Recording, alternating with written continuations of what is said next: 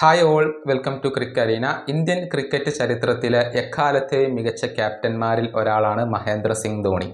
ദീർഘകാലം ഇന്ത്യയെ നയിക്കാൻ ധോണിക്ക് കഴിഞ്ഞിട്ടുണ്ട്. 2004 അദ്ദേഹം ഇന്റർനാഷണൽ ക്രിക്കറ്റിലെ അരങ്ങേറ്റം നടത്തിയത്.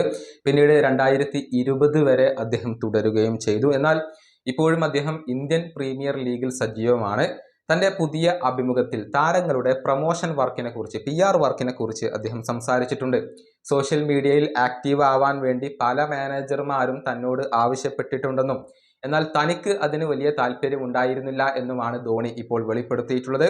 ഒരു നല്ല താരമാണെങ്കിൽ ആ താരത്തിന് PR വർക്കിന്റെ ആവശ്യമില്ല എന്നുള്ള നിലപാടും ധോണി ഇപ്പോൾ വ്യക്തമാക്കിയിട്ടുണ്ട്. അദ്ദേഹത്തിന്റെ വാക്കുകളെ cricket.com റിപ്പോർട്ട് ചെയ്തിരിക്കുന്നത് ഇങ്ങനെയാണ്: ഞാൻ ഒരിക്കലും സോഷ്യൽ മീഡിയയുടെ ഒരു വലിയ ഫാൻ ആയിരുന്നില്ല. പല മാനേജർമാരും സോഷ്യൽ മീഡിയയിൽ ആക്റ്റീവ് ആവാൻ വേണ്ടി എന്നോട് പറഞ്ഞിരുന്നു.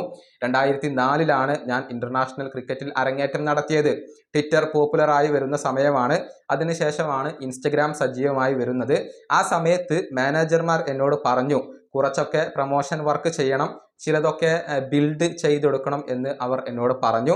എന്നാൽ എൻ്റെ മറുപടി എപ്പോഴും ഒന്ന് തന്നെയായിരുന്നു: നിങ്ങൾക്ക് നന്നായി ക്രിക്കറ്റ് കളിക്കാൻ അറിയുമെങ്കിൽ നിങ്ങൾക്കൊരിക്കലും PR വർക്കിൻ്റെ ആവശ്യമില്ല. ഇതാണ് ധോണി തൻ്റെ പുതിയ അഭിമുഖത്തിൽ പറഞ്ഞിട്ടുള്ളത്. IPL-ൽ ധോണി ഇപ്പോഴും CSKയുടെ ഭാഗമാണ്.